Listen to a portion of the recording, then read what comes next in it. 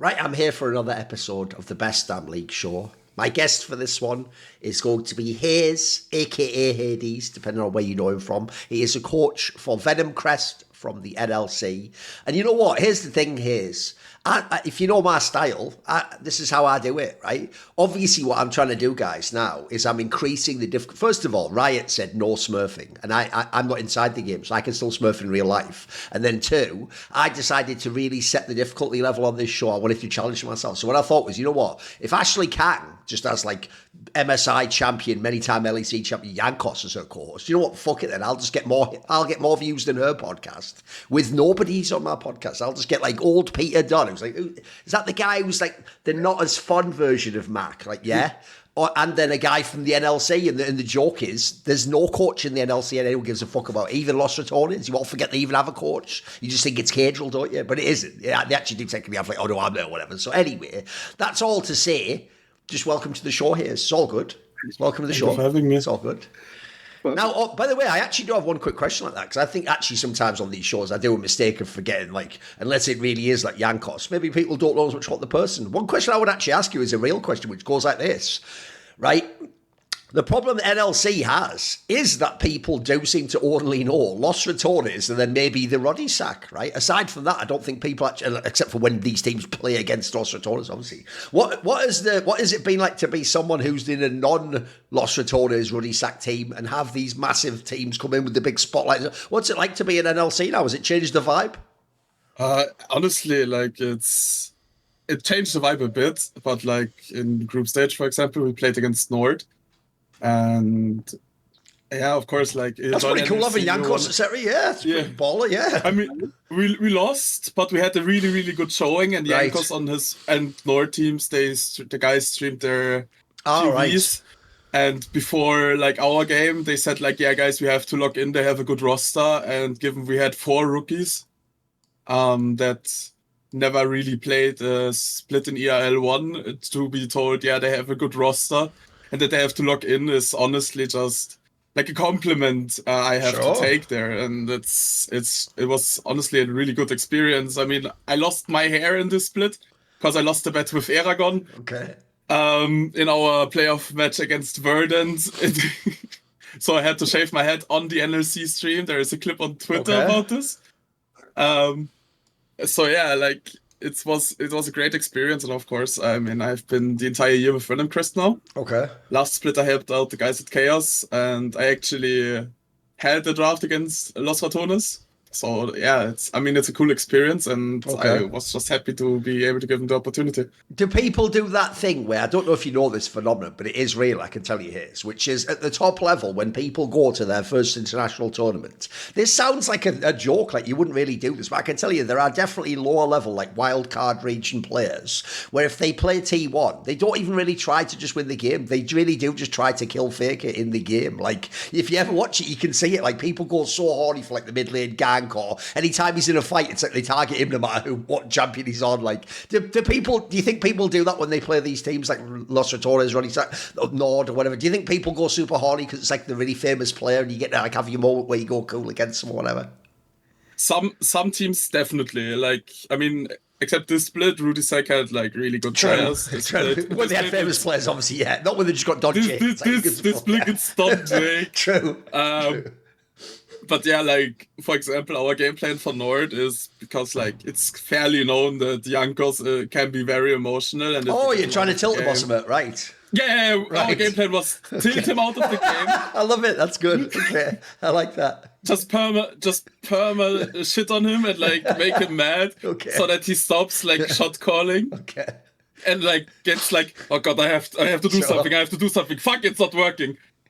You know, it sadly didn't happen, but we managed to like get them out of their game a little bit, and that's what made me really happy. You know, I hadn't even thought of that angle, because technically it actually would be even more effective, Peter, on the jungler than it would be on like a mid lane. You could just all like invade him with your laners and shit, just fuck up his whole path and for no reason, just to tilt him basically. I love that. I love the idea people actually do that though. That's actually pure banter, mate.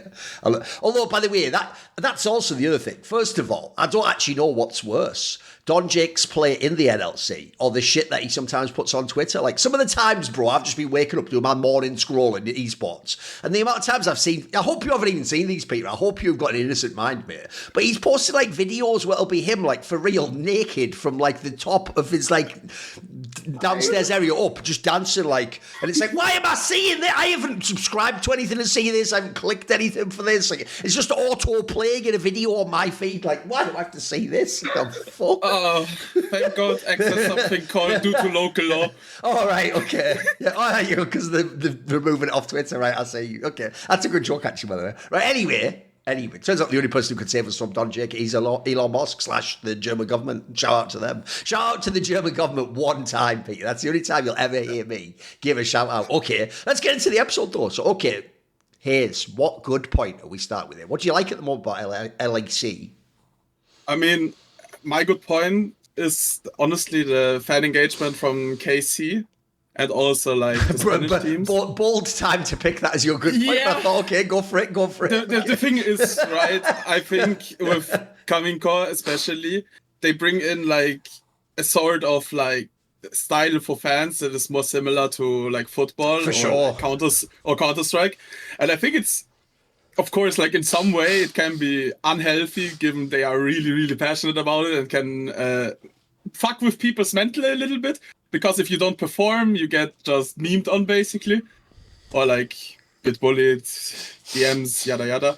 But in my opinion, it's something that is just in general good for esports because in Counter-Strike, people lean into it. Like in the last major, people just said, fuck you, Apex. Apex decided to flip everyone off on stage, you know? And that's something I think that is lacking in League because like the fan engagement, sure, there are like people for like Fnatic, G2, they say like, yeah, we are like ultras in quote unquote.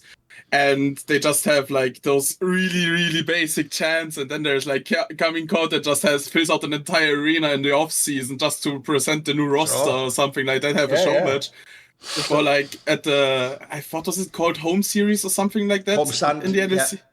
Yeah, Homestead, where they just had like venues filled out and it was just completely full. And you just see like videos on X or Twitter and you just see like where people do the Kamingcore thing, where they just lift flashlights down, and I personally think it's just amazing, and I think more people should do it like this because in general it's just healthy for the space. It's healthy for the game. Sure, people have to accept that if things go wrong, those fans are really, really passionate about their team and they want success. But in the end, like if you come from a conventional sport, not having this, it's kind of weird.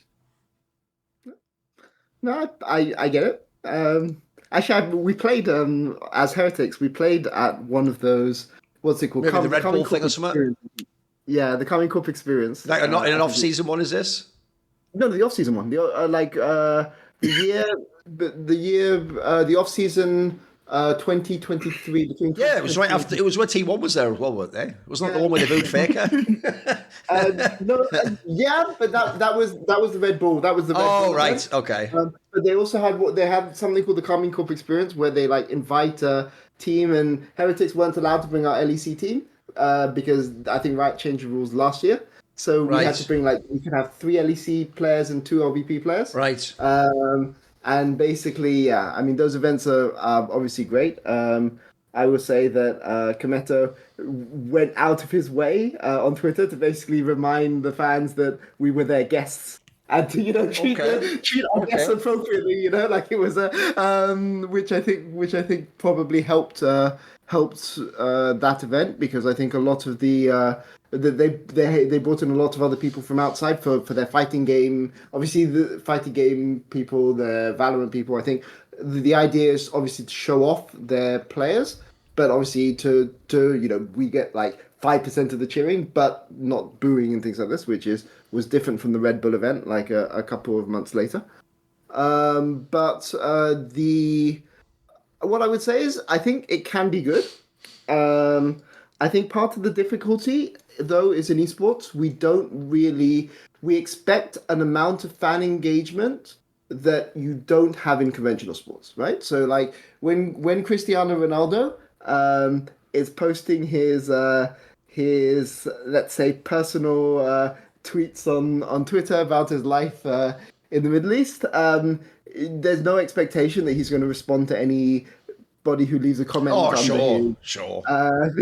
thing, or and I think in esports, like, there's an expectation that people will interact with fans and they will like see things that it's not just all filtered through an agency or something like this. And I think that is a step. So I think it's really good that we have lots of this fan engagement, but I think there needs to be some amount of protection from to players from orgs, because I think nobody else is going to provide it, right? And I think that at the point where we're filming this, 4 days after Vladdy had his outburst against KC fans on his stream.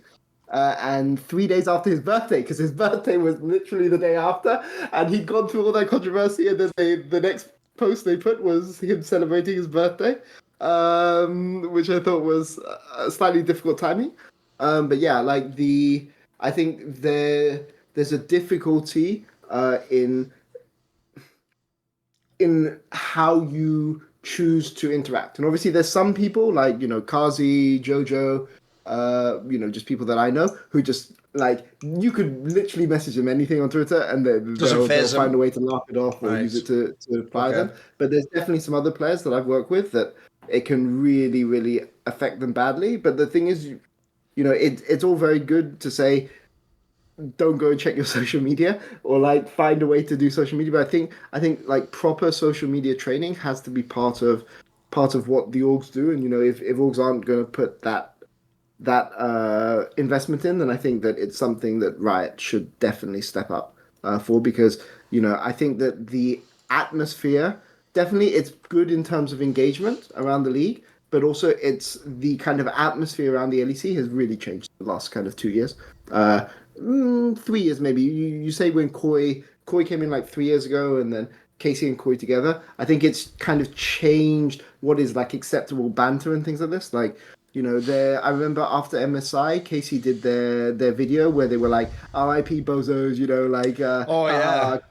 true, like with the graveyard with Yak in his cap, and like I just think that if even T1 posted that, about Korean teams losing to LPL teams at like an international event, right? Or like forget about any Chinese team, I think that wouldn't be considered acceptable.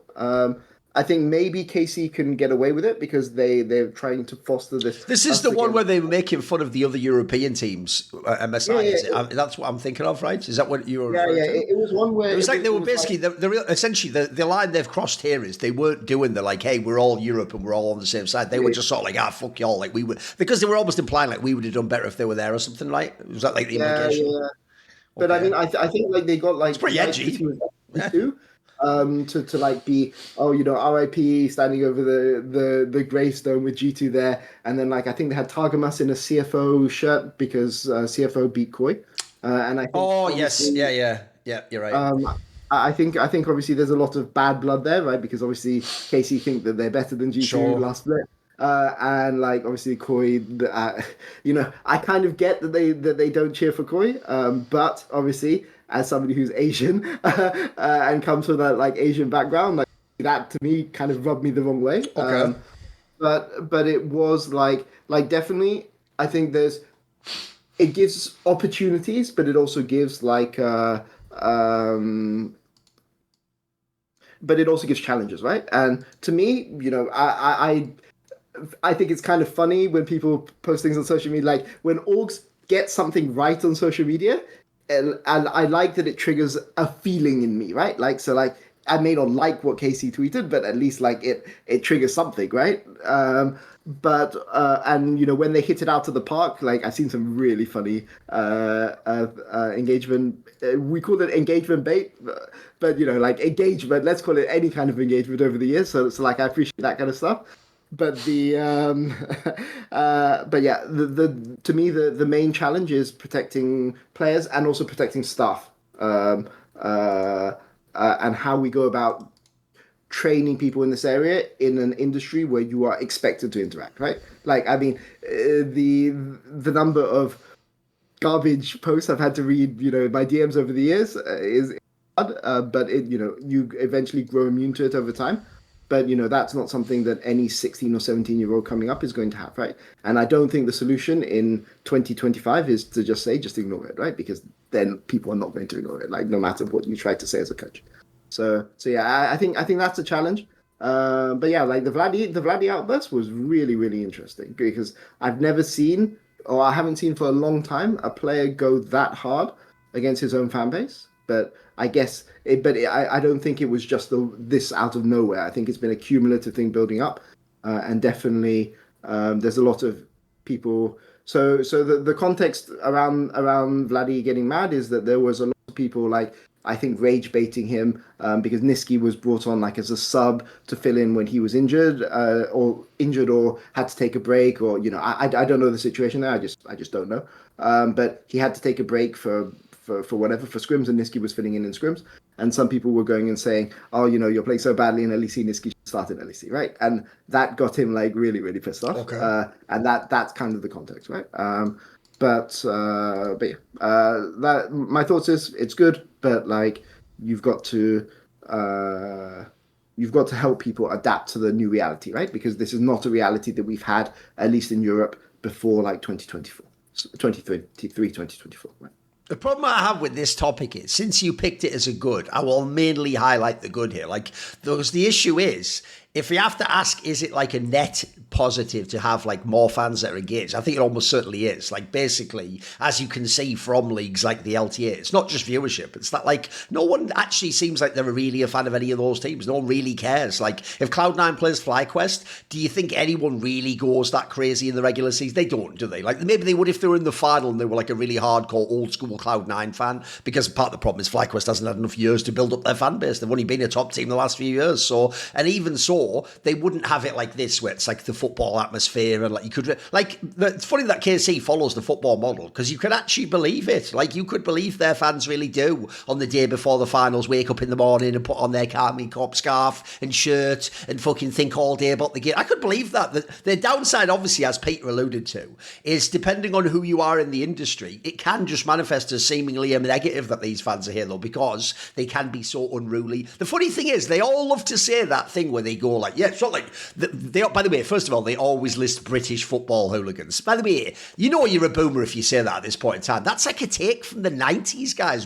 Football hooligans from the UK don't even do that as much now, because actually the newer generation are all Zoomers like you. They're all on the PCs, mate. They're not like beating people's heads in. And then secondly, the idea it was ever just British football hooligans is hilarious. Like, I've seen some games back in the day in Europe where it would be in like France or something, and they would just have like armed police with like sticks just smashing everyone's head in. Like, the police were doing that too, mate. So there's a lot of that. But what they mean by that is we're not beating people up in real life. It's like, yeah, but here's the funny thing. You have almost digitally recreated being that type of a football hooligan. Because the analogy here is, yes, if the wrong player or fan gets caught down the digital alley, then you get fucking attack them, don't you? Go mental online. And spoiler, as we're all going to discover, sadly, probably not for like 20 years, it turns out, actually, in the same way as if you take a punch in the face in real life, you don't die, but it might like scar you emotionally. I think people will find out eventually reading too many bad internet comments probably has a really negative effect on your mental health, or maybe even does fuck with your personality, as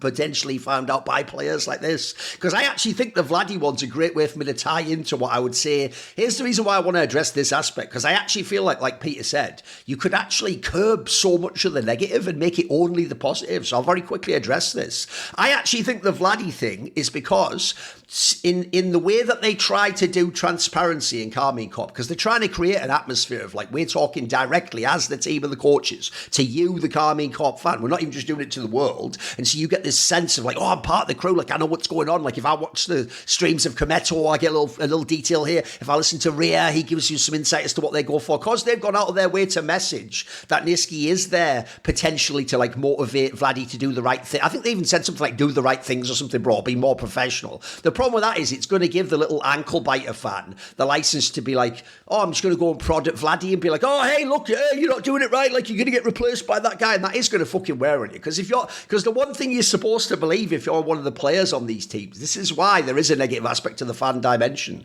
is you're supposed to believe that if you were the actual player, though, you'd be the beloved one. You'd be the one that all the fans would be loving, like the T1 fans or the KC fans or Man United fans or whatever. So the problem is, if you're the player and you feel like you get attacked, that's going to get into a really negative headspace. And I do think, even though there's a lot of famous people, I'll give you an example. If someone said that Dom needs to control his fans, I'd be like, listen, mate, they're just people who tune in to listen to him say something funny on a stream. Like, I don't think they'll do what he says. I'm sorry, I absolutely do believe people like Kometo and Nearby are like the Pied Piper when it comes to their fans, mate. Like, it's not that they would all like just blindly do what they say, but they could have a massive impact on those people. And actually, I'll even say a positive way they could do it. I actually think a lot of young people who want to be fans like that are looking for something totally human, which is a connection in life. They want a purpose. Their identity is based in the idea they're a fan of this team. If you actually encourage those people, here's how you have to frame it, Kometo. You don't just do it like, hey guys, stop saying mean things, or like, wow. What you do is you sort of tell them what we want to aspire to. You say, here are the values of our team, and here's what we aspire to. So for example, like if you were a football team, my analogy would be, you'd tell your fans, for example, like at this team, like we don't cheer when the other team has an injury, for example. We're classy, you know, like we will actually, like, you know, in that moment we understand like the lines of war are erased and we just care about that person being better. And once we know they're okay, you can boo them once you know they're okay. This is the sort of thing I wish they would message, because what I would try to tell them is stuff like, when you come to our homestand, yeah, we want the other team in a way to be a bit intimidated because we've got this crazy fan base that's all going to cheer, but we don't want them to ever feel actually like unsafe or like they're in danger or something. We just want it to feel like they're never going to be the home team and we're going to cheer against them and we're going to like have our fans be the sixth man and all that jazz. Because I think if you message it the right way, you could actually curb so much of the negative behaviour. I think so much of it really is just like the equivalent of like teenagers just thinking their mum and dad aren't watching and just being naughty on the internet and trying to... And also, this is the real problem for people like Vladdy. I'm sorry, but it is true. The reason why people say ignore them, even though I agree it's bad advice, Peter, is because the second you acknowledge it, those fans feel like they win. They love the idea that they could just type something on the internet and Vladdy for real response. Like, he doesn't just like you say, if Ronaldo puts a tweet, no one would ever reply to it, mate, because he's never reading it. He doesn't read like 10 million messages a day. But you know that Vladdy might actually read it, might actually think about what you said. He might even address it on his fucking stream. Like, that's too much power to give plebs, mate. You gotta teach him the Spider-Man lesson. With great power comes great responsibility. You gotta teach him that. Because I will just say now briefly, I do think there are mega positives that can come out of this. Like, first of all, I actually think just for entertainment value, if you do it right, I agree, Peter. I actually think that the MSI video was a little bit of a miss. I saw what they were going for. That could have been really funny. But I have to say, it did just come off as really mean, though, is the problem. So, like, that angle, I don't know. That I just don't think the joke landed like they thought it would. But I tell you what, as a banter angle, I could see what they were going for. It was funny in a way. I agree, by the way, the one where he had like the shirt or whatever was hilarious. So he had like the CF4 jersey on. That was pretty funny. I actually did think that was good. Also, I do like the idea that when you go to the stadium, like, here's the thing. I've been to like even Counter-Strike events where there wasn't a specific fan base. It was just generalised fans. That's not the same as when you actually have, like you say, like with that cheering sections that go like the Vitality one, or there's even one, believe it or not, in Counter-Strike for like the fucking German team. Big. They actually have a pretty decent one that goes... The big guys are cool. Yeah, the Roaring Boss one. Like, the joke is, by the way, they even go when because their team's not that good. They even go when their team isn't even in the playoffs and still cheers. Like, fair enough.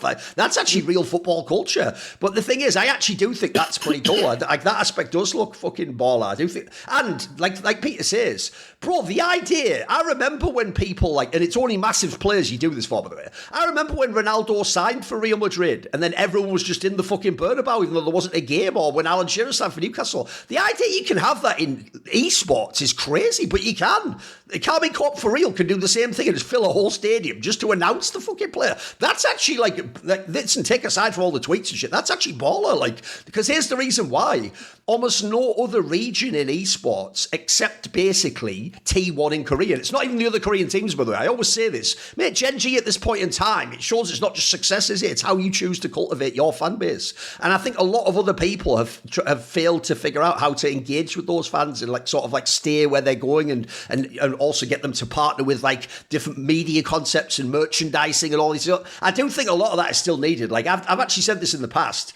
A lot of the people in esports we'll just copy good ideas. Like, I did make a video not that long, believe it or not, before Team Liquid and Cloud magically did their fucking fan clubs. I once did a video where I said, that's what we actually lack in the West, is we don't have these fan clubs. Like, look, Korea's not that good because it's mainly T1, but I can tell you, the LPL has an unbelievable amount of fan clubs, and people follow every team, and they have it's actually where all the info comes from, because they're all such nutters. They really do almost like some TMZ shit, where if you're out at a cafe with that guy, like, they know you're fucking going to join that team, or maybe you match fixed with him or some shit. Like, they're insane, the level of spying they go to in that league. So in a way, you do want this. You just want, like, to bring it all back. You just want to get rid of some of the parts that are only a tiny bit, but they're just intensely negative if you experience them, unfortunately. But I agree, actually. I do think, like, that if you do this right, there is so much potential in the future. I also think maybe this might be a naive thing, so I'll throw this in at the end. The one naive idea I have, though, is since we've already got Karmine Corp and we've already got MKOI,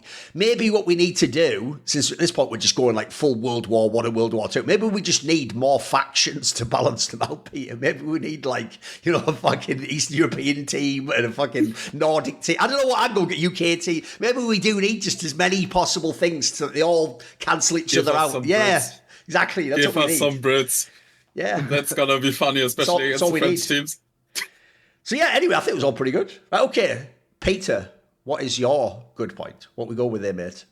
Oh, my good point this week is G2 making a statement. And this is something that I think G2 have often failed to do at the start of a split, which is that, you know, often when a champion team is in, they take the break a little bit, you know, because they've had the international competition, they've had the fire of playing these international teams. It's very important that you keep your squad rested. But I think sometimes this is one thing I was saying a lot last split with KC, since we're talking about KC already, is that when you're defending champions or when you're one of the top teams in the league, you should not be having sloppy games against. I mean, the bottom teams are so bad in LEC, you're not like you can win no matter what. But against the mid-table teams, you should make a statement game against those teams when you can. And G2 in their series against Heretics sure made a statement game. Statement series, I can say that. Like, especially the second game where, like, I mean, maybe Heretics shouldn't have drafted immobile carries, but like Flakked and Camilo basically didn't get to play that game at all. I think they ended up something like combined 0-13-0 or something like this. And I think that's a good sign at a point where the other teams in the top four, you know, Koi looked really, really rusty. We'll talk about Koi a bit later. KC also looked a bit rusty, probably because Vladdy hadn't been playing all of their scrims. And then Fnatic obviously adapting to Poby coming in. The one really, really promising sign that I saw in the first 2 weeks, G2 just showing no mercy. And I think, like, that's the kind of attitude you've got to have in Europe in order to be able to succeed internationally. You just can't, you can't accept a mediocre performance against, like, a mid-table team who, like, let's be clear, G2 think that they're better than Heretics. They probably are. I mean, like, they are better than Heretics, but like you just don't give them the chance to play, and that was the perfect example of a series where I don't think that they gave them a chance to play, and I think that's really good to see. Even as somebody who has a soft spot for a lot of people on the Heretics roster, you know, looking forward to internationals.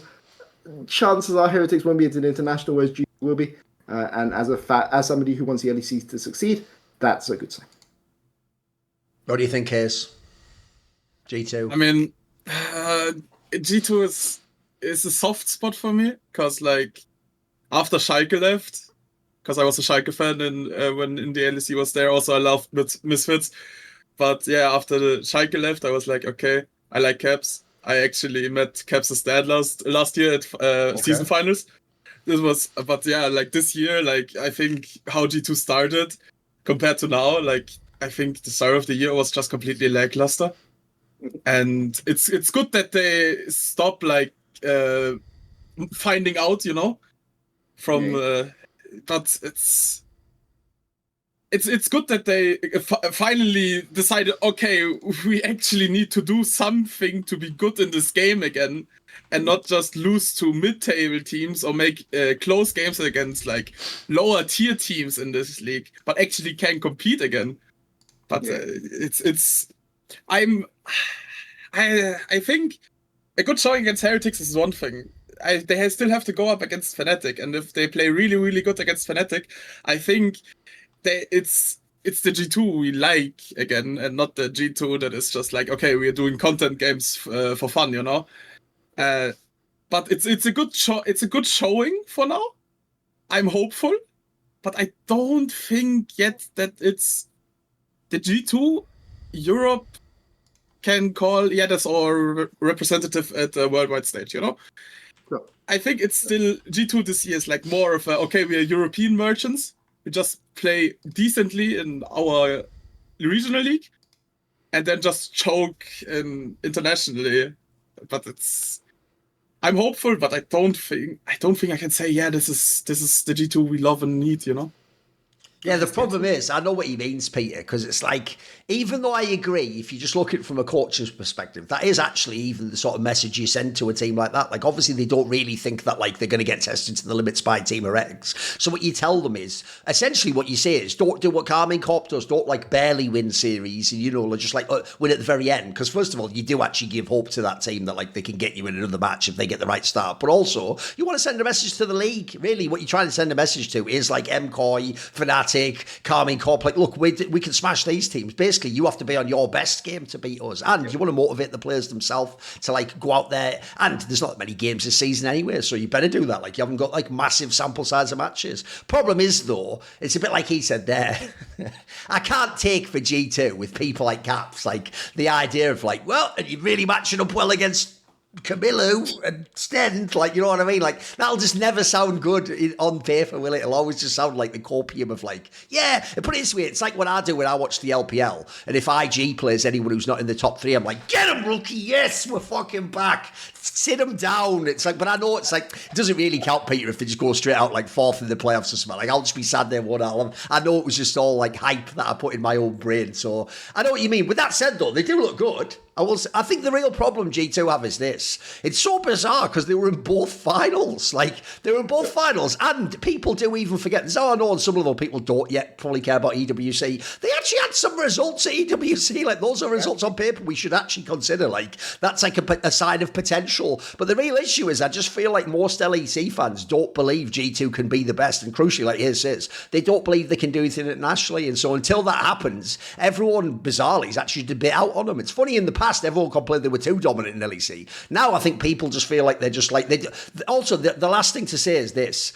I do think the one flaw of the G2 squad is they are a little bit boring. That is an issue. Like, I tell you what, I might think Carmine Corp plays sloppy or whatever. They're not fucking boring, I'll tell you that right now. Like, they definitely, like, the heat is on in those games, mate. Like, it's definitely going to be an interesting, exciting end to the game. So I think that's the only downside. I think people just feel like that. I agree, though. I actually think in general, like, how much better do you want them to play at this point in the season? Like, everything looks like it's coming together. Obviously, none of it will matter till the playoffs, but I agree. Yeah, they did smash Heretics. And if you look at the first week of LEC, Heretics looked like maybe they could even be a team that was actually challenging for a little bit more than before. I will say in this game, though, the other factor as well is, this is why I'm actually low-key impressed with the rest of the people in Heretics and the coaching staff, because, bro, shouldn't most series be like this? Like, the biggest gap should always be Camilo versus whoever's in the mid lane. If you have a very famous, good mid laner, they should just be going absolutely to work on Camilo. So I think there should be more series like this, if anything. I'm actually shocked that Heretics seemed just so good at getting to 3 games with everyone. Yeah, but I mean, I also say, like, last week they went 3. They could have beaten Fnatic. Yeah. Like, I mean, for sure. Last week, so you know, I give G2 a bit of credit for this, but like, I think that it was definitely it's definitely hard. I think they've relied on Flacket and Teamfighting and Shio and Sten to bail them out a lot. But yeah, I mean, like, Carlson actually had a reasonably decent series. Against G2, which is ridiculous to say because he went 0-0-0 in game 2, and he was like 2-2, 2-3 in game 1, something like that. For me to then turn around and say he had a decent series seems absurd when his team's getting crushed 2-0. But I think I think like Heretics are what I don't know what the term you use in the past for this, Thorin, was, but it was something like a barometer team. No, I don't think it was barometer. Bellwether team. It's like a thing where you could judge the rest of the league against, but they're not like a real challenger. Gatekeeper, maybe. Yeah, like a gate. I think they're a really good gatekeeper team, and I think like if you beat them, you must be a good team. Basically, is the logic, right? Yeah. But if you can beat them convincingly, that shows you're actual a contender, right? And I think that's where I put it. Okay, right. I have picked as my good point the whole thing around Fnatic Poby specifically. And it's not even just how he plays the game, by the way. What's funny is, I actually did think this was going to be the most stereotypical Korean player ever. They come in, they're really quiet, they don't say much in English, they don't do many interviews, you know. They just say, like, you know, thank you fans, cheer for me and I will show good games. And then they just go in there, they're really boring, they just play Azir and Orianna every game they can, and they just farm, and then they just join the team fight like it was solo queue because they can't com well, and bro, something shit. I don't know if Fnatic knew this, Peter. I don't know if they really did have some inside connection in Korea. But whoever did actually scout, if they knew more than just how Poby plays the game, then this actually is low-key like a sleeper banger pickup. Because, mate, it's the shit outside the game that's blowing my mind. Like, first of all, if people didn't see, he's only just arrived and he absolutely has not like kept his head down so the teacher doesn't call him in back of class analogy. He's straight up calling well, to be fair, Nuke said it first, but he's calling Nuke a monkey while fucking wrecking him, which already I love, by the way. I've low-key got like a new favourite Korean player now, so okay, I'm in with that already.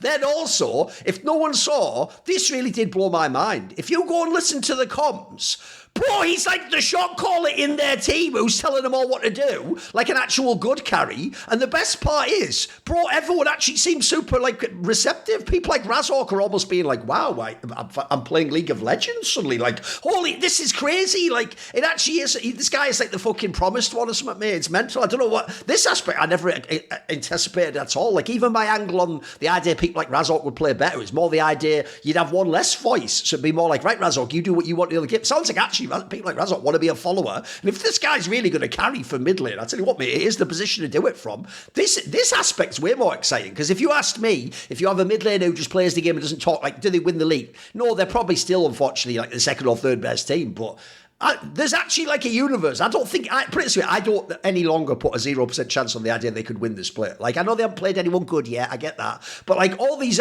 you obviously couldn't ask for like a better like early set of signs for Poby. I think it looks fucking awesome. What do you think, Haze, where are we at on the Poby situation in Fnatic? What have you thought?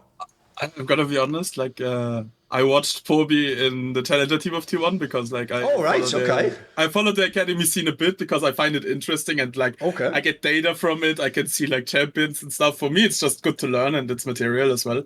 So I liked Poby, but when it got, like, I think it got leaked as well by Sheep Esports that Poby is joining Fnatic, I was like, well, it depends how good he is, depending on how good he understands the English language and can speak it.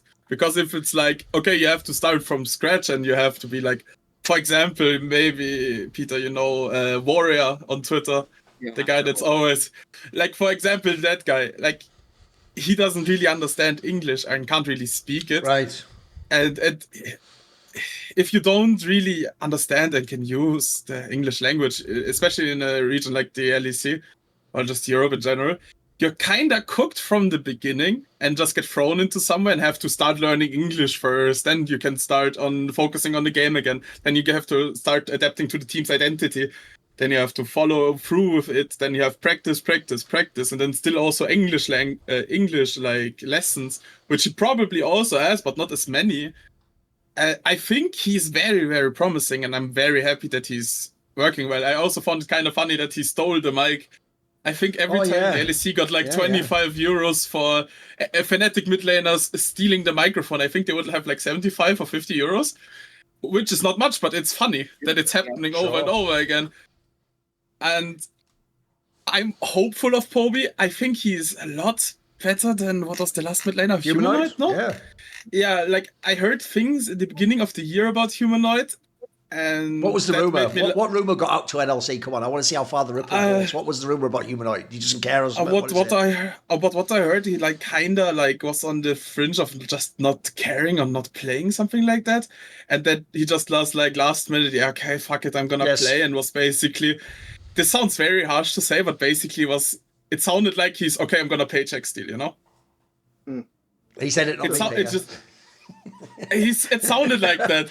I mean, I respect Humanoid with what he's done in like his career, but it just sounded to me like, okay, cool. You're just like stopping a guy maybe from like ERL1 that is very, very promising from maybe getting a shot in the LEC and just paycheck stealing out of them. Like he's a veteran, so that means he got a really, really good like check on it, which is also kind of fucking over Fnatic in the payroll department and stuff like that. So it's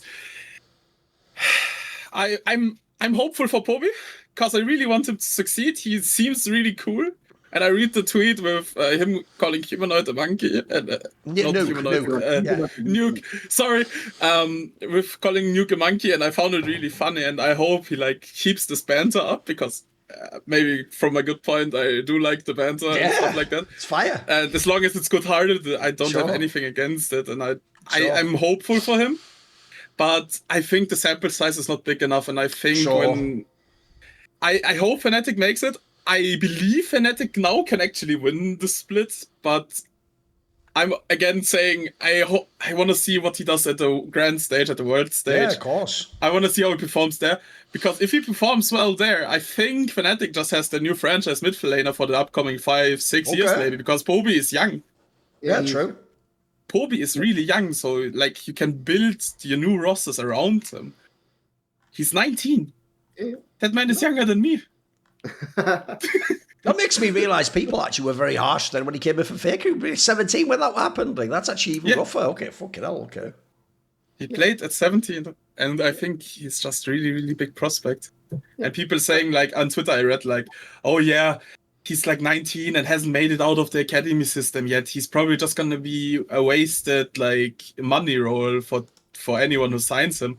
That's something I read on X, and at this point, I think people are going to be like, who wrote that or thought about that? I was like, oh shit, I was wrong. You know? Yeah. So I'm hopeful. Very, very hopeful. Yeah, I mean, I think the shot calling angle, actually, that you mentioned, Thorin, is a good one because, like, his play style in Korea is not the play style of somebody who's shot. It's a play style of somebody who's literally just following. And I like that. From what we've seen, at least in comms, he's not afraid to call for things. I think that, he's played 6-7 games so far. And to be honest, I mean, the way that I described the transfer when he came in was I basically said that he's inoffensive, but it seems like he's basically not humanoid, and that's why Fnatic signed him, right? That's what I said when I put him.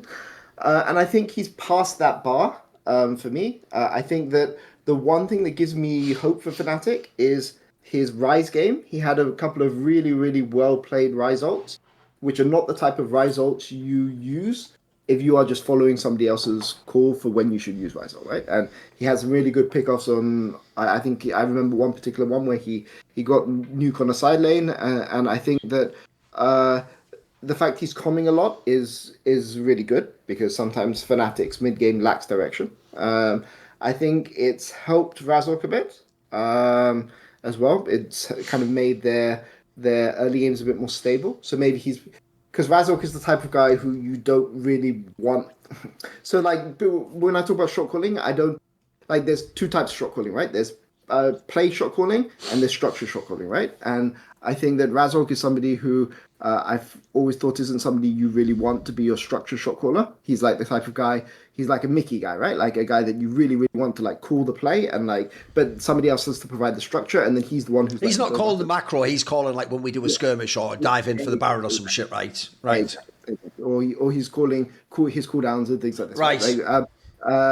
So I think that could maybe help. So I think that's good. I think if Poby's going to com, that can help Fnatic's mid game. He hasn't. I don't think he's been challenged so far. I was kind of disappointed that BDS. I thought BDS was going to be the first real challenge for them, but they kind of rolled over and died. But I think that he deserves credit. Firstly, for the comms. Secondly, that he's not afraid to hide his face, because obviously a player like this definitely knows potential criticism of him, and he's faced. I guess when you've been on T1 and performed poorly on T1, you will know fan criticism. Like. A fan criticism in Europe, like it's nothing compared to one fan criticism. So I think maybe that's kind of helped him a bit. So there's nothing you can do to hurt him anymore when he's gone through that forging in the fire. So I think that those kind of things will help. But yeah, I saw promising signs. The first game that I saw of Poby that I really thought was promising signs was his first game against BDS. Second game is BDS. That was just Labrov. Sorry, not Labrov. That was just his teammates just kind of rolling over the enemy team. I mean, he's just on Azir doing his job whilst everyone else is crushing. But I think that definitely he was a major factor in the first BDS game, and I think that's a promising sign. So let's go and see how things are in playoffs. I'm very interested for G2 versus Fnatic because frankly, I don't see BDS being able to match G2. So we're going to see who's the number 1 seed, who's the number 2 seed, and I think now it's basically locked that it's going to be case. It's not 100% locked, but it would require like some really shocking results for it not to be Koi and KC on the other side of the bracket. Top 2, so we're going to get the top 4 teams playing best of 5 for Worlds. So yeah, looking forward to that because I think Fnatic are locked now. Right. I said earlier about Karmine Corp that one of the other things they're able to do is they are able to access the much coveted merchandising. Well, you know what? We're no different here at LFN. So if the green screen hooligans of the League of Legends world are going to be out there, Peter, then I'm making my own army, or maybe in this case, a navy, since it's the Last Free Nation, isn't it? That's right. We actually have a store with a bunch of merch on. If you go to lastfreenation.shop, you can buy all these things here. You can get like joggers. They're actually, by the way, these aren't just ones where we use, like one of those online ones where they just put your logo on. We actually did get like a company to send us, like a few different companies sent us different samples of like materials, and we did test the quality. And I can tell you these joggers are really nice, actually. Also, if you just want a mug, if you want to show off to friends and family for whatever reason that you support our network, do so. So if you want to, ahoy mateys, if you want to come aboard and join my pirate vessel, then you can do so by going to lastfreenation.shop.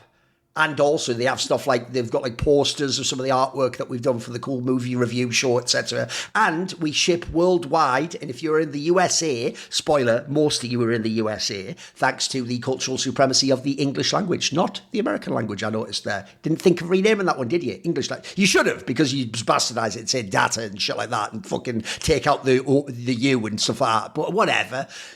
English language, it is true. So go to lastfreenation.shop and buy our stuff. And as I was saying, if you get something in the USA, if you order $60 or over, it's free shipping. And I know you all love that saving. Right, now we will do the bad things. I mean, the joke is we secretly did. If you notice, I'll just reveal behind the curtain how the Wizard of Oz works. We did also just reveal all the bad things about the good points too. Like I had like a 20-minute rant about Karmine Corp fans. So it's very loose, these topics, boys, but it's how we get into it. So Haze, what is a bad thing about the LEC right now? What don't you like?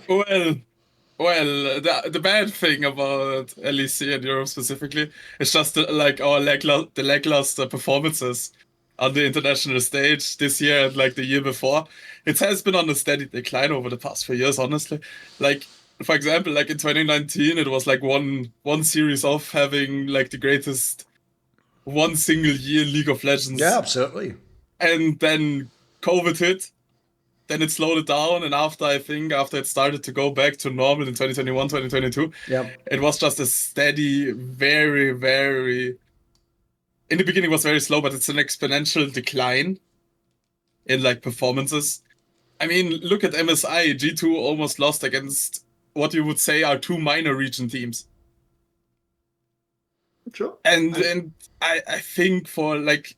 something that was being said is like, oh, this is probably the 3rd best region on the planet behind China and Korea for like a long time, to almost lose into GAM, which shouldn't, like, on paper, it shouldn't happen. You know, they shouldn't go 5 games into this.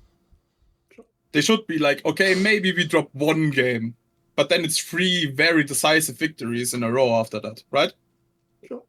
It looked like G2 was choking. And, I mean, same with Fnatic. Same with the other teams that, like, last year Worlds, it wasn't really looking good. I think if I remember correctly, G2 went out in groups. I mean... Sorry, finish your... I mean, it's... I hope I hope for my region to genuinely like be good again. But if this is a downward trend, I mean, NA looks stronger at the moment, and it's like one of the big points in the banter between EU and NA is that NA is quote unquote shit and EU is just a lot better. And then just NA teams show up and be like, you went out in groups. It's like I want to improve, but it looks like we are stalling. So I guess I kind of got two questions for this. Firstly, what do you think is the solution? I mean that's a pretty question. But I guess have that as a second question. But like my first question, I guess is, so when you talk about international performance, you basically mean MSI and Worlds, right? So like first stand wasn't. I also include first stand because it's an international tournament. I mean, Esports World Cup is like the thing I leave out because it's, in my opinion, it's like not that relevant yet. Okay. Yeah. It's like an off-season tournament. You earn money. It's a good for publicity. Of course, it has some controversy with it, but in my opinion, it's good for the environment because it pumps money into esports. It gives, like, for example, let's go back to Ronaldo. He's like an ambassador. He literally is. Yeah, he actually is. Yeah, they pay Ronaldo as well. Yeah, true. That's something like it. I think in general, Esports World Cup is good, but it's not at this point yet where it's like, it matters. Oh, this is like really, really important. Sure. It's just for cool. I have money. Cool. We have a really cool new trophy because Esports World Cup trophy is really cool. Not gonna lie, I would love to have one of those at one point. But yeah, it's internationally when it really matters most. EU looks like the 4th best region when we have a really good tournament. And sure. I cope. I'm on high copium that Worlds will be better. But realistically, if this trend continues, EU is gonna be very, very cooked. Sure, fair enough. No, I mean, I think the point about legacy and things like this is a relevant point because, I mean, to me, the one thing that I always ask a lot of people when kind of we're judging like what you count as like a legacy of a league, right? Or legacy of international competition. For some reason, it never mattered to me when I was actually coaching, but now that I've retired, it kind of like the kind of things that about like how do we judge these kind of things, and it'd be interesting to see whether first stand is considered like anything in the future, right? But I think for now, yeah, my thoughts are the same. Obviously, Worlds is like the pinnacle. I value international results highly, but I suppose if I was an LCK, if I was a Korean or a Chinese fan watching LCK, maybe I would value those leagues, the championships of those leagues higher, because I know definitely some people in Korea valued, like LCK championships higher than like MSI wins. But I think that, I think Europe has had some pretty bad performances. I mean, let's be clear, at MSI, they weren't even the 4th best region, right? They were the 5th best region at MSI because CFO were kind of smurfing it up, right? So I think that's rough. But definitely, I think the way that you see promising signs in the future, again, is like, we all know that there's a clear delineation between the top 4 and the rest of the league in Europe, and how those top 4 teams push each other and make each other better domestically is going to impact how those teams do at international competitions. And for me, I'm willing to just to write off MSI as just a blip. Like I think it was I think G2's read of the meta was very, very poor, and I think that individual play from certain individual. I mean, let's just be frank. Like Alvaro had a right, and like Alvaro is I would say the best player. Maybe he's not the most important player, but if you ask me who is the best player on KOI versus their opposition in the rest of the world, I don't think it is unreasonable to say that Alvaro at his very best is a top 5 support in the world, or at least a top 10 support in the world, right?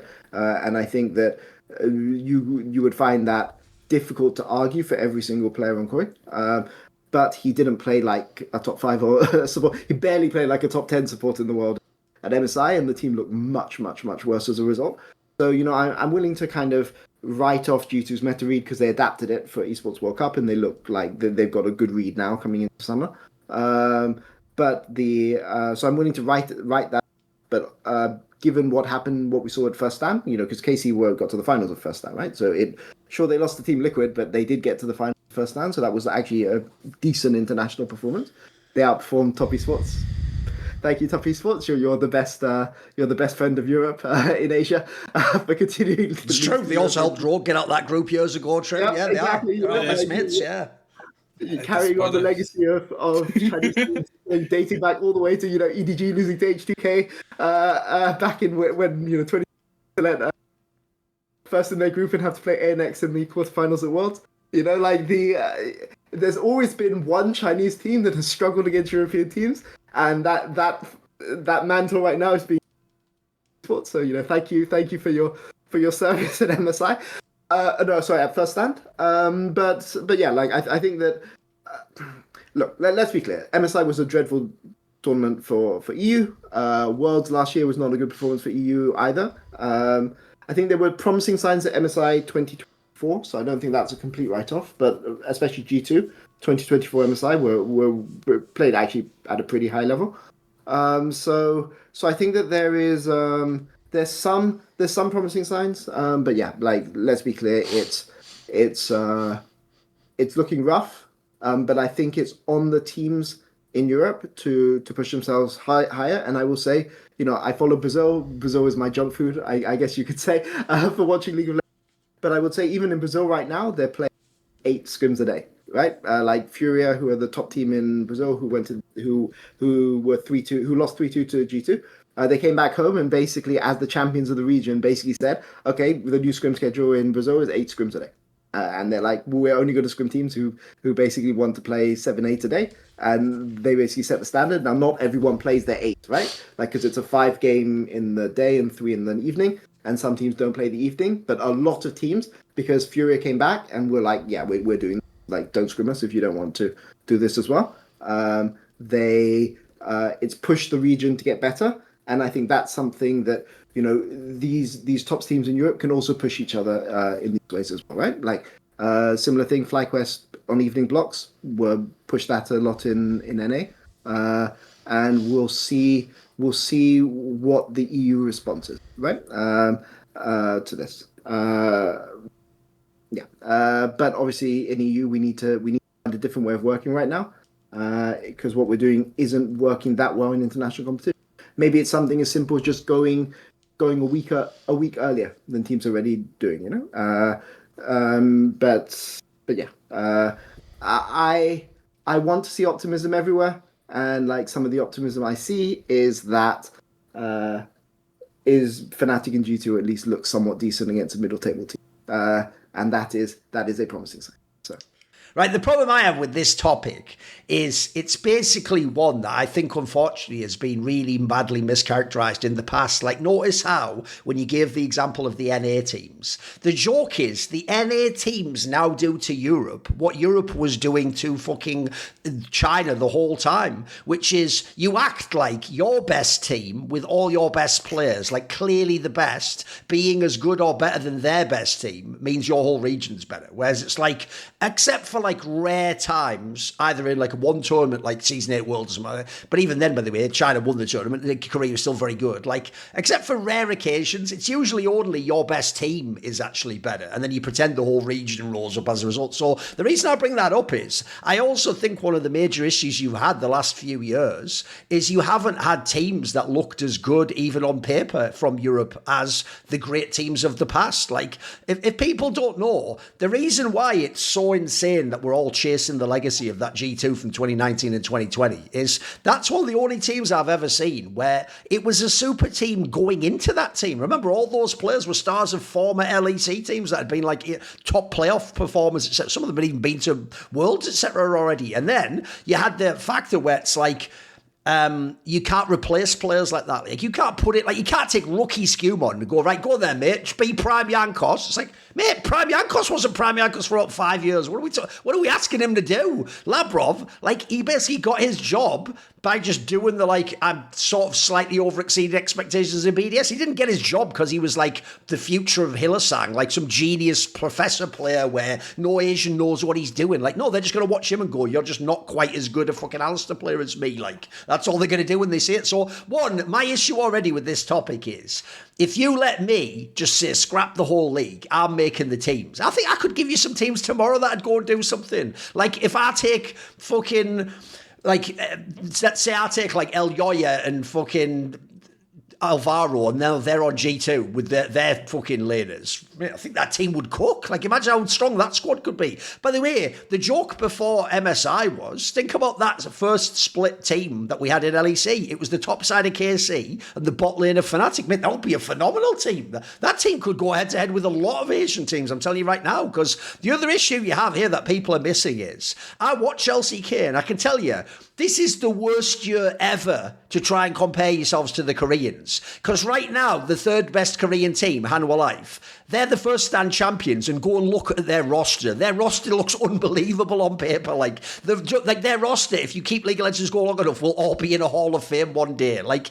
the least known player is what, Delight, and I can tell you, he's not that great at the moment, but he has fucking cooked the last few years. Like, he's not like arguably a top five. He was like arguably the best support Peter the last couple of years. He was like unbelievable. Yeah. So I think we've also picked a bad time. Like, the joke is, the one positive result you're supposed to be able to take, aside from first stand, which even then, because TES was so shit, that one doesn't really feel like it's got the same force now, does it, beating them 2-0? The one result you have, actually, is G2 beating BLG at EWC. And one, I agree with Haze. Right now, no one really thinks that counts as much. That's not the same as doing it at MSI. And then more importantly, this is almost not even an exaggeration. As far as I can tell, that loss just lost Beishwan his job. Like they didn't go, wow, this is like 2019. I guess EU's just really good now. We better step our level up. They were just like, actually, you know what, Beishwan, that's your final straw, mate. Get the fuck out the team. We're literally going to recruit that guy that, like, Peter Dun just left here like 5 years ago or whatever and didn't take back to Europe with him. And then it turns out people, you know, the detectives, like, he's actually Italian, get him! Like, which I think we didn't even bring up, but that's such a hilarious angle in it. By the way, actually, I should ask you about that. Let me just take a tangent, Peter. Since you actually have lived in China and you know maybe more about it than us, was that actually something that could have caused him problems? The fact that, like, they reported him as having, like, another citizenship. Was that, like, a big deal? For sure, it was a really, really big deal. And it's just like a fan of another team who, like... Right, some salty fan, right. BLG were basically, like, spinning it as, you know, 5 Chinese players, and then this rubbed the fan of the other up the wrong way. But, like, let's be clear, Shadow, like, has always wanted to play in LPL. Even when he was in LEC, came up, he basically had to declare his residency. And when he was playing for Mad Lions, he was an import. He was Chinese resident. Wow, okay. So, because he always wanted to play in LPL, he was never going to be right. Like he wanted to play LPL. He's got family in China. I mean, he could speak Italian, right? And he could speak English, and he spent some of his childhood in Europe. But I'm pretty sure he was born in China, then came over when he was like 2 or 3. He considers himself like in terms of his interests, he's Chinese. In terms of the TV shows, I'm assuming he can speak Mandarin and he's fully fluent and all that jazz, right? Yeah, right. Fluent in Mandarin, like right. He is basically like he is Chinese to every extent that you would say somebody's Chinese. Just happened to be brought up in Italy. Like his friends, a lot of his friends are Chinese. Like a lot, like it's just it's not like someone who's like pretending to be Chinese. I think his brother even. He's in esports, his cousin. He's in esports, but in a different esport. I can't remember which one it is, but you know he knew people in the esports scene in China a long time before he always wanted to play in LPL, right? So it's funny now that he's no longer LPL resident. He's an LPL. He's an import when he's in LEC. But yeah, that could have caused him a lot of trouble, and it's. You know, it's the law, but like, it could have caused him a lot. I think from what I've seen, it's turned out okay at the end. Right, the last thing I'll say on this topic, though, is this. I essentially just think it's part of what's also making the top end of LEC really competitive. I think at the moment we've just got some slightly misaligned rosters, though. It's not even that they're bad. Like, obviously, relative to Europe, they're excellent squads. It's just that, like, I think the problem is you don't have the blend that you actually need if you want to have a chance to beat, like, the LPL and the LCK, which is, essentially, I think the most OP position in Western League of Legends, if you want a chance against the Asians, are the supportive roles. It is jungle and support. support. Those are the roles. This is actually a take I had on the latest episode of Hot Take Point Made, if people go watch. I actually think the biggest gap is the laner gap and the mechanics gap. Like, the problem is, back in the day, it's not copium. If you really did take, like, in fact, I can tell you this straight up. If you take, like, peak Reckless back in, like, season 8, when they made that finals run, he was actually straight up clapping, like, iBoy from EDG and people like that. Like it wasn't like, he can, like, maybe have a good... He could be better than him in the game. The difference in the modern days, you go and take any of the laners from the top Asian teams, they are really fucking good now. Like, they are unbelievably good. I mean, I just said, like, think about Hanwha Life's players that they've got. But the difference is, we have, like, some jungles and support to it, but we have the Mickey X of the world, we have the El Yoyas, we have some people who can do something special, but I think you've got to have them on the right team. But the real problem you have, I also think as well, is that MKOI is so relevant, because the problem is, They just have, like, good players. They have, like, 3 sneakies as their laners. They don't have, like, they don't have a Caps, Reckless, old school, like, this guy actually is maybe, like, some hyper geniuses. They don't have those players, unfortunately. So for me, that's why the real team, if you know what, this is all going to come back to the classic one. If you want to hate on someone, just hate on Fnatic. They're the ones wasting everyone's fucking time as usual, because they do have the players. Like, they have the ones that on paper, if you put them together, they even have the fucking jungle and support. So if they can ever get the formula right, they have a chance. I think by the way, the two teams, here's the real problem as well. Look at the teams that went MSI, G2 and MKOI. If you want a chance, you need the best version of Fnatic and fucking Carmine Corp. They're the 2 teams I think can do it, mate, because they've got good laners and they've got, like, in certain cases, some mega fucking players at the other ones. In fact, I'll tease it. That might even, believe it or not, I might shock you with my opinion later about one of the Carmine Corp players. Let's just say on that. I'll tease that for right now. Anyway. Yeah. Anyway, just one more thing, because you mentioned jungle support. The second best jungle support in the league on Heretics. Could also be true. Yeah, by the way, that doesn't help either. By the way, take those players and put them on G2. They would also come. Yeah, exactly. Yeah. And I think G2 would be better. Agreed. I wholeheartedly agree on that. I'm not convinced by their jungle support at the moment. Right, okay, Peter. Let's do it. What are we doing as your bad point? What don't you like at the moment? Okay, so my bad point is, it happened again. It happened again with GX. Like, the one thing about GX is you can always rely on these guys to be good in... You can always rely on them to be really, really good in regular... And they threw it, and I cannot stress to you how, given what happened last week, right, where GX pushed KC to 3 games, and they 2-0'd Vitality, right? So if they beat MKOI, they are guaranteed top 2, and they're guaranteed to play a single best of 5 in the upper bracket for Worlds. So all they have to do is have catch G2 or Fnatic on a bad day, and they're at Worlds, right? They stomped the first game. They should be winning the second game. Like, Melzet drafts, like, one of the most insane drafts that I've ever seen. It's like 4 tanks and Ezreal, and then his Ezreal dies, 2v2 in lane. The game should be completely over, right? Like, this is GX. GX are going to come top 5. It's going to be a really spicy series between MKOI and KC for the other slot in the 2, because top 2 has such a massive, big benefit versus top 2 in your group of 5. GX have locked top 5. They're going to play a best of 5 series for what? They failed to win that game, and then in game 3, they are stomping. They should completely crush it. And they choke it again. And it is just sad. And that's what I'm going to say. It is sad. And it is one of these situations where I think they were like 11-2 up in kill. They were like some absurd amount ahead in gold. They even have, like, Jackies on Yone. They have Rumble. Like, it's not even, you can say, off comfort. And these are, like, literally the champions that you want your players to be on. You have Ismail Maokai. You have Noah on Jin. Like, I don't think as Gilotta, you could put your team in a better position than this as a coach, and then they throw it. And to me, it's just really, really sad at this point, because I feel like GX are the team outside the top 4 that has the biggest chance to challenge. I begrudgingly gave Isma his credit last week. Obviously I don't rate Isma that much. He played really, really well last week. And to me, it's just sad, because it happens again. And with all of these guys, it always seems to happen in these kind of situations. And, I sympathize with Gilotta. Like, I think Gilotta is one of those... He kind of has you talk to players versus talking to fans, and I think his reputation amongst players is actually Yes, yeah. It's not that good against fans because they, as fans, you will always be judged on your worst result. And his problem is he didn't go to Worlds, and then also he said some spicy things, so that's got a lot of haters on his back, Exactly.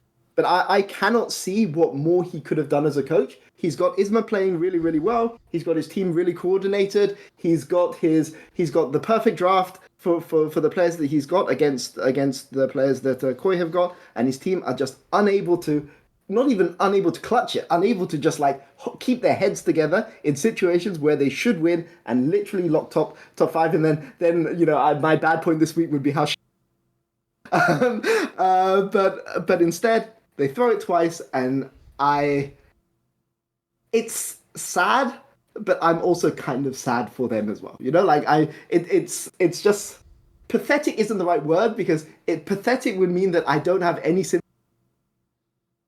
To me, it's just I just feel sad for them. It's just it just sucks, right? But it sucks because you brought it on yourself, and that could have been done. It is the responsibility of the players in a situation like this, and you got the perfect layup the perfect alley-oop that you could possibly get, and you just dropped the ball. And that's all there is. And now basically, because they lost to MKOI, they've now lost to MKOI. They've lost to KC.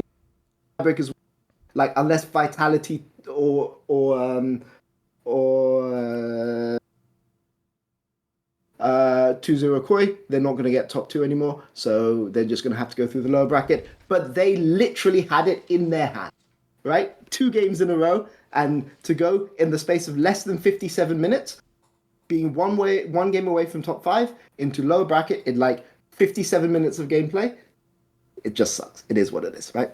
Better luck next time. Better luck in lower bracket. That's what I say. Go on then, Haze. What do you think? GX? I mean,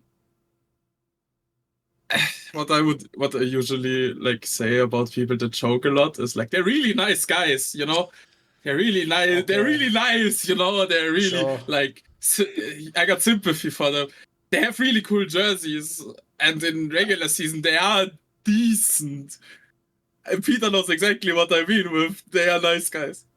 I mean, no, he seems like a perfectly nice guy, Yeah, exactly.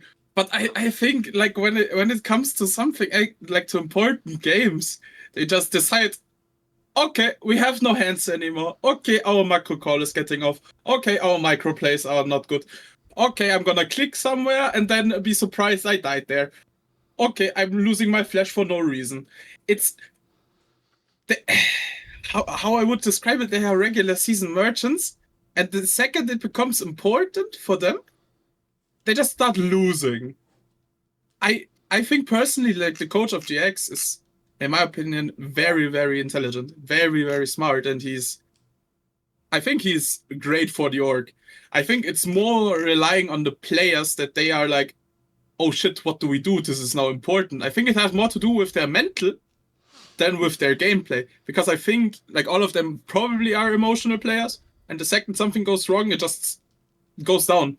I mean, it's being emotional. There are emotional and non-emotional players, and if you're an emotional player, or you put 5 emotional players into the same team, and the nerves get to them, and they start shaking and overthinking everything, then of course it gets sloppy, and then of course they just start losing again and again and again. And then you go back to regular season, and oh, this looks good now. Okay, we can push KK up to 3 games, even though we should have won that. Okay, but we still can compete with them. But then it's oh, we lost game 3. Oh shit, what do we do now? It's the ever-running cycle of high hopes. Oh shit. Fuck, we lost. Fuck it, we ball, and we go again. It's over and over again. And I don't think it will change unless they change a lot in their roster. And a lot in their team mentality. Yeah. And he doesn't mean the top laner, obviously. He just means a lot in general. We all get it, right? No, the problem I have with this team is this. It's first of all, I actually agree. It's the same thing I said on Summoning Insight. It's the crazy thing about GX is they're the European Fly Quest, because everything's just about how they almost won a game. Shut the fuck up. You have to actually win the game for it matters. So, no, the problem is they've just teased so many times this year across all the splits. And if you look at how like the European landscape shaked out, no one actually knew that George Opium would like find a higher level and be consistent in this team. If MKOI wasn't actually quite as good as they are, this would be the team battling with them for the 4th spot. Like, this would be right there. Like, GX has come so close. Look, they did in the homestand get that win last split, but they've scored in all the games. They come so close against the top teams to looking like they can actually beat most of them. I agree. I actually think it's a good bad point to bring up because to me they're like showing the potential, but they never deliver upon it, which is a bad sign. And there's a few angles to this for me. One is when I look at their team, they just don't have someone to me that's like a leader figure. You know what I mean? I actually think a lot of teams are missing this component. I think this is actually going to be the new dimension a lot of GMs have to start looking at. Is like before they just looked at individually good players. Then if you've got a real fucking genius Tesla on your hands, maybe he figures out, well, maybe some of the roles need to interact and work. And then maybe if you're really out there with some like pioneering visionary, they figure out the comms might need to be good. Well, the final step of the fucking Infinity Gauntlet is you actually need someone who bring it all together. You need like a captain figure who can sort of like, you know, stem the tide when things are going bad emotionally, who can hype people up, who can, by the way, can make good shot calls. I think that's one of the things this team lacks, because I have to say, we had this discussion about Isma on the last episode, and I do think when you look at GX, one of the reasons why I'm almost certain that actually the results, despite what we just said, proves Giotto is a good coach, is because, bro, it looks like he really does just hand Isma like a fucking napkin with like, here's your first 10 minutes of the game, and then if you follow that, we know what we're doing. The problem then becomes the game doesn't end after 10 minutes. So his issue is, yes, when it goes to the late game, that's going to be really... I've always thought the most underrated thing about League of Legends coaching is it's one of the only types of coaching in any sport or esport I'm aware of where you don't get to talk to your team after the game begins. Think about it, in Counter-Strike, you still have the fucking timeout. You can take a timeout and say, oh, you know, like we've got to shift up the pace of the game, or, you know, this aspect of the map isn't working out, we're going to change up what we're going to do. You can give sort of like extra instructions, adjustments as they call them in sports. Even in football, one of the most old school sports ever, where we don't do American style, you know, proper timeout, you still have half time. You can still shout things from the side of the pitch. Like, you can make adjustments. The problem in League, I've always thought, is we judge coaches on macro, but macro is just some abstract theory concept in scrims, and then you're just hoping that in the games they've sort of like, you programmed into the DNA of the players roughly the style you want them to use. So you're going to find things like this, which is if your coach is good, he can chart some of the things early in the game or some of the interactions, but once you get to the point where you're just all moving around the map and you've got all these different comps, and by the way, we're in Fearless too, where you can't even plan the full comp entirely, you're going to get into a lot of murky territory where your coach can't help you at that point in time. He did his job already. His job ended, unfortunately, when the minions came out. That's it. He can't say anything after that. He can't. If the joke is, if you actually could even have one time out in a game of League of Legends, it would be the most OP coaching tool ever. Like, I can tell you there's a lot of amazing LCK and LPL teams would have won Worlds if that existed. But it doesn't. And actually, in some ways, isn't that the beauty of League of Legends? That once you've actually put them in the server, you have to kind of just step back and it just plays out. And if they play awesome, by the way, then you get your credit as the coach. If they play badly, they tell you did wrong. But I don't know what, you know, they won't do that in the script when I told them to. So it's tricky. I do think it's a really tricky topic. It's why I think it's fair to put there. I also do think as well, if you look at their squad, this is why I'm convinced Giotto has to be a good coach. I don't actually think, if you look at their roster on paper at the beginning of the season or now, I don't think they like have a roster that demands they're better than they are now, or that they should beat these top teams. So I'm actually fairly impressed. Like, I'll tell you what, I'm actually not a big fan of their jungle top. I think they're just all right. So I actually think it's pretty good. And also there's one last detail I'll throw in there, which is probably the biggest bomber about GX for me, is... For me, Jackie's really has just continued on as like he's an individual talent in a team game. I don't feel like he's properly like integrated with their, like they don't play some super slick game where it all runs around it. He feels a bit disconnected to me at times, which is the bother to me, because I do think if you had him and the bot lane were somehow all connected in and it all worked shot calling well, you could be better than this. You could win most of these games. I'm with you.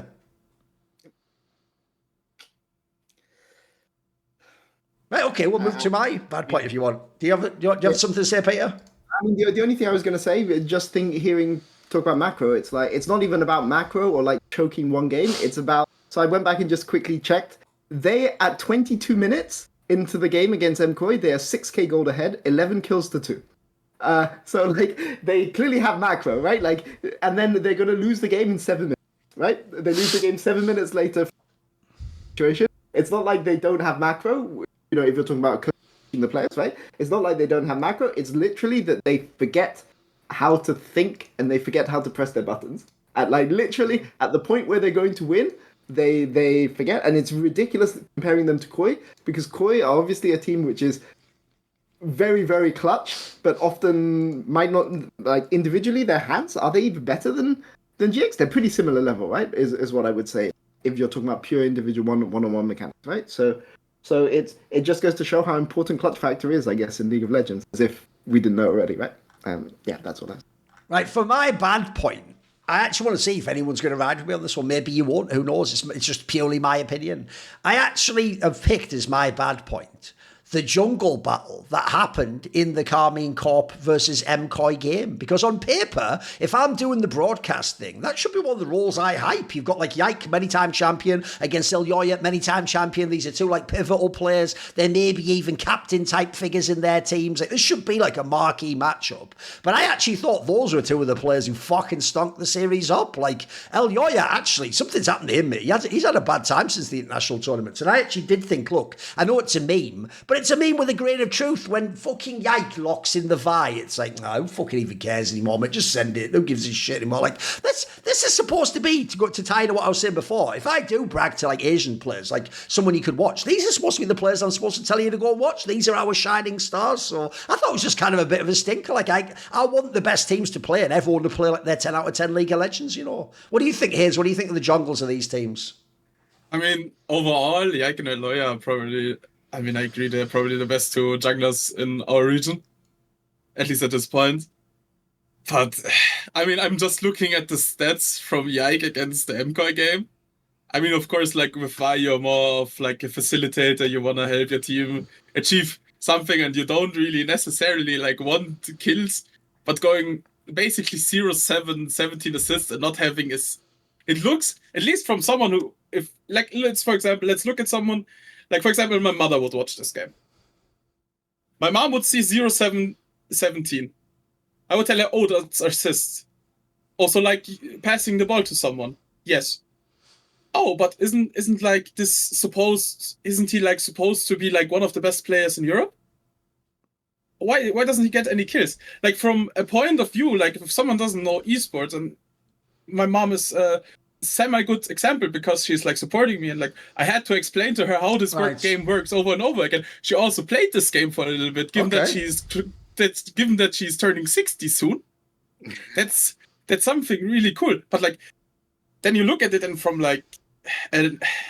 not knowing the game, it's those are the guys that are the best in our region. They don't look like it. And then you see those flashy players, and then it's oh, cool, for example, someone is on Ginger, or you just see, oh, he has 50 million kills, sure. No deaths, 1 assist. He still lost the game, but he looks like an insane player. Why isn't he, seen as the best jungler in Europe? Because he's not seen as good, because usually he doesn't play like this. I agree that this matchup was very, very lackluster, and I think it might be, at least for Ilyoya, I would say maybe that with the entire traveling from Vancouver then to Saudi Arabia, and with that, and I don't think they had too much time off to rest. Oh, sure. I think it's just a little bit of strain still on him from just playing 2 international tournaments across the world, from Vancouver to Saudi to back to Europe. That might be, that would be an excuse I would be willing to take and allow. But for Yike, he didn't go to any international... Yeah, true. I think he only... It was his first stand. That was ages ago, mate. That was ages ago. Yeah, it was ages ago. So, I think, honestly, Yike doesn't have an excuse to be lackluster in this series. Ilyoya has an excuse. But to see both of them play... And this sounds very harsh, to play shit,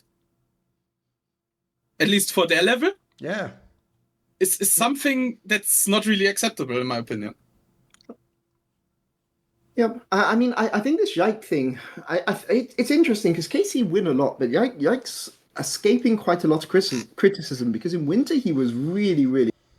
But one of the things which bothered me a lot in spring is that, look, this is a guy who's on a 66% win team, right? 27 wins, 14 losses, so just below that. And he is consistently behind in jungle. He had this is last spring split, right? 29% first blood kill participation, which on a team which is 66% win rate is horrible. He's not ahead in CS. He's really down on goal differential. He's like low on those stats. And going into this split, when I'm saying about KC, I'm looking at Yike. Same situation, right? 25% first blood kill participation, down on average 5 CS, which is more than a single camp at 15. Down in gold, down in EXP, down in and there's something going wrong with how KC are coordinating their. They're still winning because obviously they're gods at team fighting. Canna and Super are like they can 1v9 any specific game, but they put themselves in situations where they are behind in the early game, and it's how they're coordinating around their jungle, and it's something which is kind of escaped focus because people remember how good Yike was in winter, because I think that there is a tendency to not criticize individual KC players amongst the community, but I think that basically, I think that this KC team has the talent to be, of all the teams in Europe now that kind of Fnatic shifted players, I think this KC team, player for player, is the one that has the biggest chance of challenging Asian teams. But if they play their early games like they're playing their early games, crushed. They're not even gonna play team fighting at all. They're not even gonna get to the point where they can team fight T1 if the early game continues to be this poor. And it's not like the worst in the league. They're not like SK or Navi, right? But to be consistently this far like down on your jungle on a team that is this winning is not really a good sign. Eluria, what I will say about Eluria is the excuse that I've used to around Humanoid a lot, which is that he's a player that will be really, really good in, and he's consistently been really, really good in play. But yeah, it wasn't. This series should have been Yike versus Eluria, should have been the hype matchup, but they made the narrative about list, as they're always going to do, because it's the one position that they can say this Spain. Well, I mean they can do for support, but bot lane is the Spanish bot lane versus the French bot lane. Nationalism, yeah. And I mean that at least that much I've delivered, because I think both of them were really, really. But yeah, to me it's a shame that this jungle matchup turned out the way that it did. I will say Eluria in game 3 did do enough to kind of win that game on but they didn't manage to play around him well enough, right? So I would say that's kind of my read on the situation. I agree with you that these guys should be stamping their authority more on games, especially in regular season.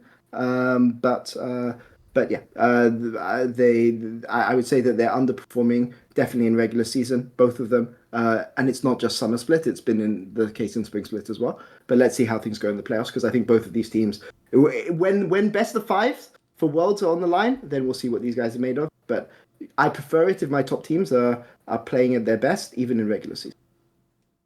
Okay, Haze, what ugly point are we going with this time? Well, my ugly point kind of also concerns like where I am at the moment. I think honestly, like with how the ugly point is like the developing of the future talents, like that LEC teams are slowly closing their academy teams, that we have no academy system in place. That the ERL is basically very much just being shafted by Riot to some degree, and that there's like, for example, EMEA finals is during Worlds.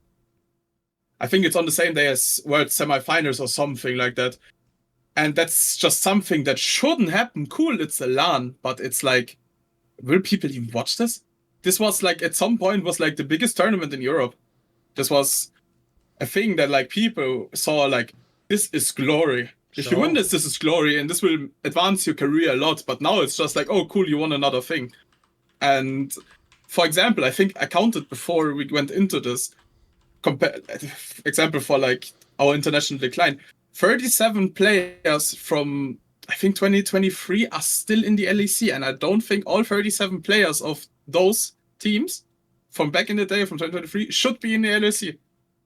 And I think what people should do is look at the future, build an academy system, even if it's just like something like, okay, we're going to copy Korea. Like every LEC team has to have an academy team and they play in their own league. And we also still have ERLs. Cool, but it's development for the future. It's something that helps us, the region, grow, and it helps as well as talents like get used to like the stress, the strain. It's not just like, okay, you went to ERL and, for example, you had like 3 scrims a week because no one else has time because that guy is working on a construction site. That guy is, I don't know, a student and has exams. You just go like, okay, cool, this is it. You will get paid, salary, you have this, here, compete, get used to it. And if we see the promise in you and the future in you, you get a call up into the LEC. Because this is how academy teams should work.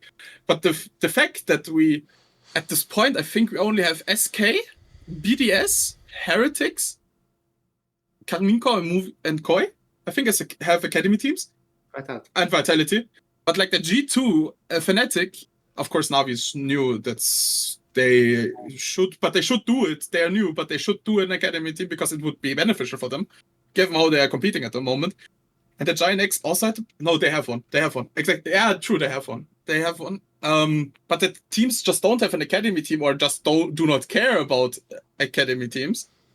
Or that they don't care about players and development and they don't give them structure. Or like, for example, that the ERLs are so much underfunded that teams, especially, for example, let's go back to the NLC. Some teams in the NLC, I can tell you, do not pay the player's salary. Right. And got them to play in the NLC because Los Ratones was there.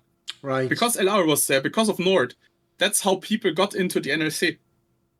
Or also going back to Venomcrest, for example, like this split, we like pulled up 2 players from our academy team.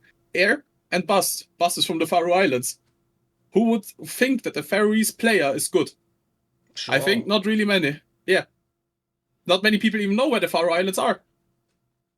In Ares, for example, it's different. He's Chinese. He was born in China. He moved to Sweden. He's been playing here a lot. But I think if we really, like, if the region wants to improve and if we really want to care a lot about League of Legends and the future of League of Legends, people should look into getting the ERL system back in check, funding it properly so we can actually develop new talents. Because how it's looking at the moment, the last big thing to be signed out of an ERL, in my opinion, is Kalist. And he was signed with K-Corp for a long time. Yeah. And Giant X for the academy team just signed Exofang, and I think he's also really, really good. But again, you just see players being sorted between, oh cool, you're not good enough for LEC. Okay, we might put you just back in the academy team. Then you have an academy team player that is like 27, 28. That's not the point of an academy team. The point of an academy team is to just bring up 16 to like at most 22-year-olds. Maybe get in like one veteran that like helps them develop through it, but not have like 5 veterans that just play ERL for fun, you know? Yeah. And that's something that hurts our region more than it benefits us. Yep. I fully agree with you. I think that G2 and Fnatic, frankly, not having academy has kind of damaged their long-term chances, right? Like every single time G2 or Fnatic want to make a roster change, they have to flip it, right? They've got nobody to promote, like they just have to flip. And one of the reasons why I'm like softly praying for Fnatic to not be able to grab a worlds out of their ass by bringing in Poby is because it would be kind of karma for them not having an academy team that they have to flip it in this way. And then maybe it will make them think about actually having an academy team, because academy team doesn't just have to be for your players.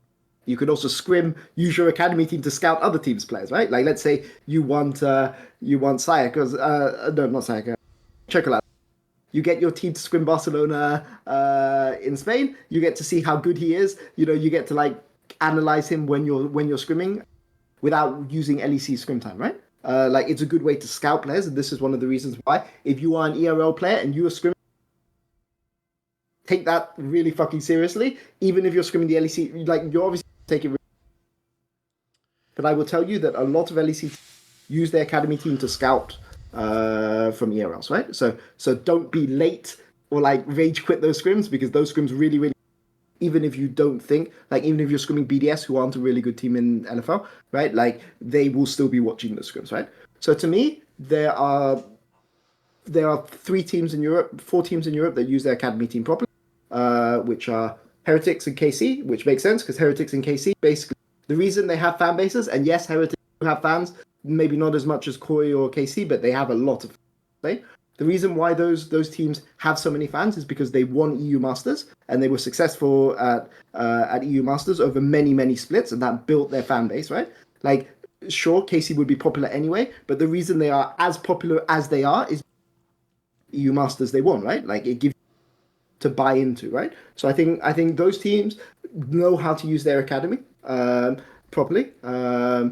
I think that maybe Heretics could have used it better over the first 2 years that they were in LEC, but at least it seems like going into year 3, year 4, the concept of what they want to do. KC have, to me, the perfect academy system of any team you can possibly use. I think BDS had a really good system last year, but kind of got turned off from it because they didn't manage to secure Scumond and Paris, which is clearly who they thought they were going to. So I think, I don't know, maybe that made them a little bit less keen to invest as much. Vitality obviously have a really good academy, even if Heretics are the ones benefiting the most from their academy team last year. But Sayek and Nako is a player who you wouldn't promote. Like, Nat, I don't think would go to LEC on a non-Vitality team. But Vitality feel safe to promote somebody like this because they've got him in the academy team. So there are some teams in the league that do use their academy properly. The problem is that they're not the top teams in the league, and people tend to look at those teams more. But I think in the long term, this kind of way of playing, like, I would say in 3 years, I think I'm certain KC are going to be a top team in the league.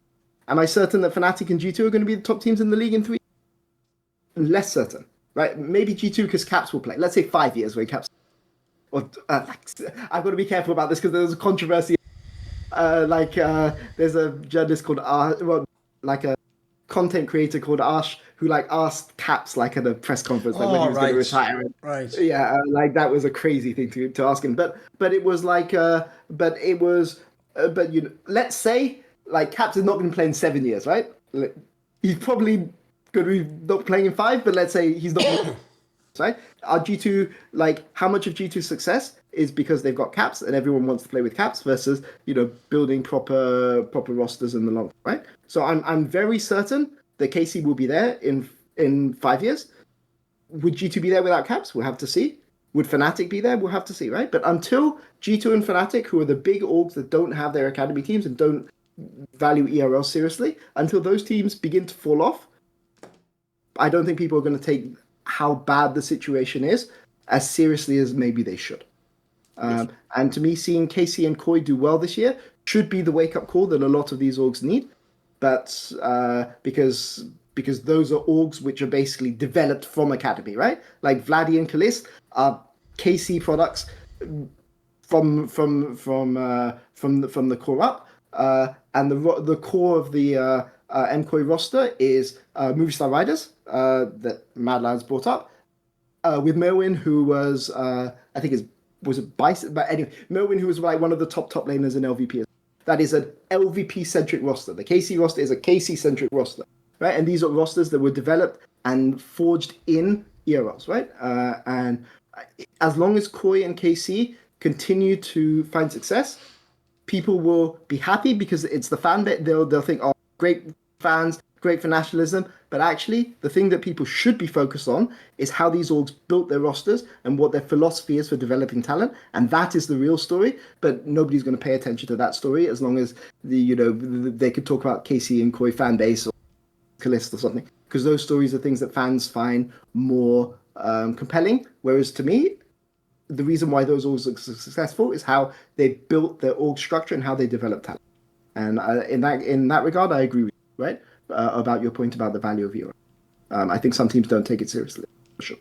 The problem I have is if you look at how people did academies like 6-7 years ago when almost everyone had one, I think they actually did it completely wrong. And one of the reasons I'm going to tie to that I've never heard anyone address is actually because what people forget is that just as you have players who play at the academy level, you have coaches at the academy level. And unfortunately, what they did was they treated the coach and incentivized the coach of the academy team as if he was competing to get into the LEC. And so what happens is the guy who's the academy coach does what basically Haze just said. He doesn't go, right, my job actually is find the next player who's going to play for our main team in the league. And essentially, I have to think of it like football. I'm running Barcelona Academy. And the dream is that actually this really talented teenager I pick up and coach, I can then say to the main team, he's ready to play in the main squad. We don't have to do a buyout. That structure is what you guys are wanting, basically. But that's not what we've had, because what we had before was whoever the coach was at the academy level, he's trying to win the academy split. He's actually locked in the same crazy cycle that all the LEC coaches say as to why they can't make their team improve, because they're trying to win this week's LEC games and not go like, 8th in the league or whatever. You get the same thing happening. So guess what? That guy, if you tell him his job is to finish as high as possible in an ARL, he's not going to get a load of 17, 18-year-olds, which is probably the ideal approach. He's going to go and get Wonder and fucking Yankos and Checkerlad and people who already have the experience, and he's going to sort of half cheat to get the goal, that the incentive you've told him, which is place as highly as you can. And within that, I feel like people as an afterthought were just like, oh, and then maybe, you have some support player who's young and he's good, and then if he's any good, maybe we try him out later. It's like, no, you've got it all ass backwards. Like, if you're Fnatic or G2, I don't give a fuck if your academy team comes last in an ERL, mate. The goal should be you're only signing players to that academy squad who, if it all went amazing, would one day go to your real squad or another LEC team. Like, at minimum, we're selling them. If you do that approach, I can tell you, not only is that in football an incredibly powerful approach to take, because it does save you all the buyouts, and it does things like you can have it in people's contracts that you sort of get first right of refusal on the player. So that is right now in world football incredibly powerful. There's a lot of clubs have benefited. But I would even say, as a quick aside, people might be shocked to know this, but it's actually what's recently in the last 5 years revolutionized Counter-Strike, my home game, because especially in Eastern Europe, these teams like Team Spirit and Na'Vi and Mousespot, to people who don't know, these squads basically have done exactly what I'm saying with the academy squad. They didn't just pick up a bunch of old good players who can still play sort of but not at the top level, or just random players where it's like, he's just all right. They picked up players where you could tell they really were thinking, like, if this guy is good, one day he will be on the main team, or we'll sell him to a rival. And that approach has really worked. It's, again, saved people loads of buyout money, and you've actually now had a few examples of where it was just a really good promotion. Like, that was actually the player maybe you did want. And part of the reason why, I'll tie again to the point I made earlier, is this is why you can't almost have it that the academy coach and the league and the LEC coach are themselves battling. They need to almost be on the exact same page, because in an ideal world, in fact, I'd say in an ideal world, if you can, you'd even want the LEC coach actually involved with the scrims and the games at the academy level, so that then he could literally be seeing, and then it's not like he's just trusting like a write-up about a player, like, yeah, good jungler. No, he's seen that this guy, this is like, the joke would be, in the Fnatic analogy we're giving, forget Poby, you yourself would have been developing a mid laner the last 2 years, especially since you're on this giant humanoid contract, and what you'd be doing is you'd be getting the guy who has all the things you don't currently get from humanoid. Maybe you do want a guy who's more vocal as a shot caller, or maybe you want the guy who just lives League of Legends, or whatever it would be. I'd even say you could have been more cyclical. You could even have gone for someone who seems like they'd interact with Razork better or whatever. There's a million aspects. You could even have done things, by the way, if you're really smart, like you could have had Razork give the odd scrim to the player down there or something. Like, there's a million angles, so many creative things you could have done. So I agree. I actually think, but crucially, pat myself on the back here, I think people just have had lots of those conversations around those topics, but I don't think they've always framed it in the same way. Because like I said, to me, you have to really think of it and design it to be a pipeline of the people who go to your LEC team. Because if you do that, that'll work. Whereas I think at the moment the problem is a lot of teams, because this is, by the way, they did the same thing in Counter-Strike years before it got successful. They would have academy squads where it was like, you're never ever going to put any of those players in your main team, no matter how well they play. You'll always think he's not as good as this player on my main squad. So I think you have to go into it like intentionally building the pipeline. You're not going to accidentally build it, I don't think. Sure. I think your head coach also has to buy in as well. Like, I think this is one thing, like Reha and the Koi head coach. Yeah. Like, they really give a shit about the academy. Like, a lot. And I think sometimes if you're LEC head coach, all he's thinking about is his result for the next week. He's probably not looking at many academy scrims. So, yeah, I agree. Okay, not bad, little rant. Right. The last point of the show is going to be my ugly point. And I hinted at this earlier. I've purposely picked ugly for this one here because what I like about this category is obviously part of it could be good, part of it could be bad. I think this one is just ugly. I was thinking about putting it as bad, but I can't because I myself am included within this. I'm going to step outside my own persona and ego and criticize myself while also looking at myself and going, you are right about some things though, Thorin. You do have some things right. So here's why it's ugly. It is going to be narratives around the actual level of Targamas at support now. Because the problem is, look, there are definitely weeks. There was like a week before when he played on fucking Thresh, and I was like, this is not it. Like, that's not the pick I want for you. So I'm not feeling that. You're not carrier, bro. You know what I mean? Like, leave that to the others. Leave that to the professionals. But this week's a great example of why. Because the problem Targamas has is ever since he left G2, where, by the way, he actually had an incredibly high reputation. A lot of people were quite actually kind of like vibed about him. They thought he was going to be a really good player. The problem is, those years he had in XL and then obviously the bad KC when they were coming last place, I feel like even when KC became really good, he was the obvious person people would criticise, or they'd still say things like, is he there because of, you know, that he played in their ERL years ago with the fucking squad? Is he there because he's French? You know, people have all these angles, right? But no one, it feels like, ever gives him credit that he's actually like a top support player. And I've got to say, I actually thought in this last series, he was one of the best pieces on the team, mate. I thought that was actually a pretty good series from him. I even thought like his Nico was pretty fucking good. Like, so I this is why I put it as ugly though, because I have a hard time with it. I have a hard time knowing, am I just looking at the good games when I do that? Are people judging his level too harshly in general? I feel like this is why this one's more of an open topic. I want to see, what do you think is? What do you think of not Targamas, but what is the perception of Targamas? Is he a top player? Is he supposed to be? Is he a weak spot? What do you think of him? I mean, in my opinion, right? Firstly, Targamas is Belgian and not French. I think you just insulted him with calling him French. No, but I think Targamas, he can have really, really good splits and then just have like blunders. And I think it depends on the meta most of the time with how he performs and like how, if he's confident in himself, he's, in my opinion, like a top 3, top 2 support in the LEC, maybe a top 10 support in the world, if he decides to actually give a shit. And if he decides to play at his best and can play at his best. But he's like high highs, very low lows, in my opinion. He can sometimes just be the worst player on the planet. Sometimes he's the best player on the server. It's a very strange for him because I like him. I think he's really good when he wants to be, but he's also very, very bad when he decides to have an off day. And I think has a lot to do, I think, with his personal life. I think if his personal life works well, he's just gonna smurf on everyone. If I think something went wrong today, he's just gonna be like, I have too much to worry about. Okay, I'm gonna try, but it won't go as well. But that's like my opinion about him. I mean, to be fair, for the LEC, I'm just a viewer at this point. Yeah, of course. I have no connection. I have no connections to him. Sure. I have no connections to the league, sadly, yet.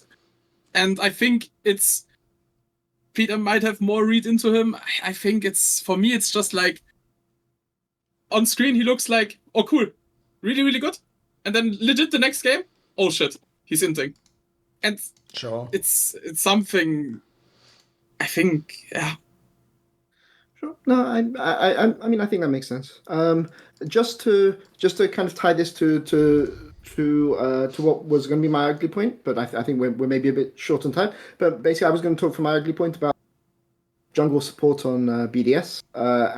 Sorry, I skipped your ugly point. Oh, my bad. That's purely accidental, mate. We were just talking so long. I can kind of tie it into the Targamas point, right?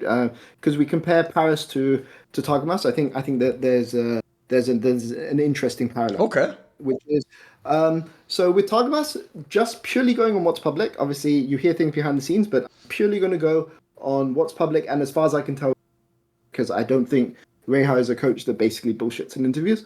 I think actually he could maybe shield his players a bit better. I agree. Yeah. But basically, what I would say about Targamas is a player who benefits a lot when he is playing with a nurturing or a sympathetic AD carry, right? Okay. So he did really, really well when he played with Kalist.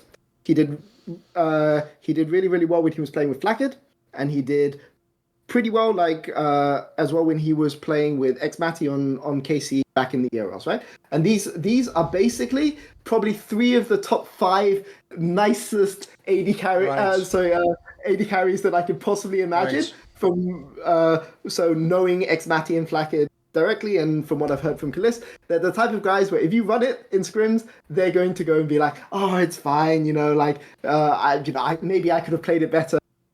I could have given you a timer or something. It's like they're very kind to their support.